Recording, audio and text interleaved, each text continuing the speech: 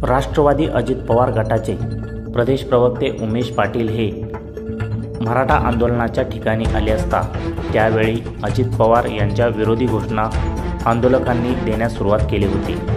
हे पाहून उमेश पाटील हे आल्यापावली माघारी फिरले, परंतु अजित पवार विरोधी घोषणा देणारे कार्यकर्ते हे अनगरकरांचेच होते असे त्यांचे म्हणणे होते।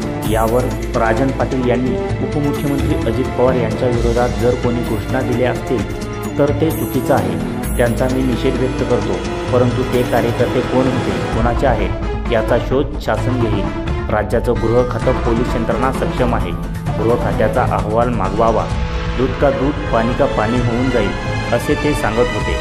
कोण काहीही म्हणले, त्यांनी केलेल्या प्रश्नांना उत्तर द्यायला मी मोकळा नाही असाही टोला यावेळी माजी आमदार राजन पाटील यांनी लगावला आहे।